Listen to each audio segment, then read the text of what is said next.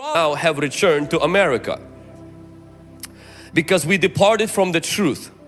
We moved our nation from the biblical foundation. Lines were blurred between animal and human. Animal life was elevated, human life was devalued.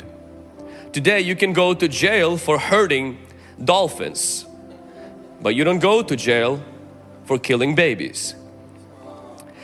Baal also brought the idea that you can forge your own God, fashion your own truth and values.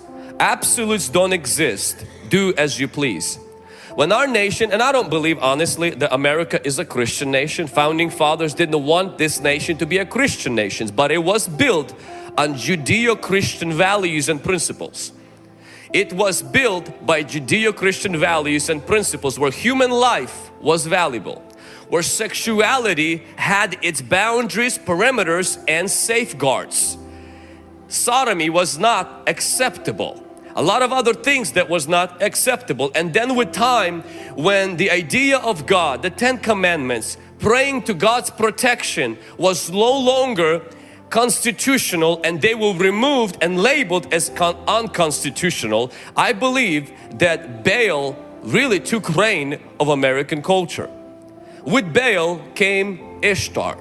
Now Ishtar is the sexual perversion and revolution. It's abandoning moral safeguards for instant gratification that brings fulfillment. Unrestrained sexuality. No apparent thought of, desire for or connection for children. Indulgences that lead to death. Sexual revolution severed marriages. Kids produced by sexual sin needed to be brought somewhere. And now we had third god that came on the scene, and that's Molech. Hitler killed 6 million Jews. Molech killed 60 million babies in our nation. City on the hill, which what United States used to be, became a blood-soaked high place for Molech. Children were offered on the altar of Molech. Women sacrificed children to gain favor with this god, so that their grains would be fruitful, life will be blessed and prayers will be answered. Today in the United States, having a child hampers your life. It takes your time, energy, education, hinders your career, and it hinders your future earning capabilities. We have evangelists called celebrities who boast that they have found success in their careers after they ended the lives of unborn children.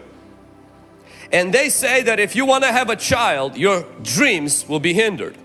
Molech just changed the face. He set up his headquarters in Planned Parenthood. And today it's the same unclean spirit. Look at this. In the old times you offered your child so you can get success. Today you get rid of your child so that child doesn't hinder your success. Molech came after Ishtar. And the reason why abortion had to be necessary in the United States, because when you allow sexual revolution, which follows abandoning God, the truth and the high morals that God's word teaches, that sexual revolution comes in. And when you have sex that has no boundaries, you have babies that don't belong anywhere except at the altar of Molech.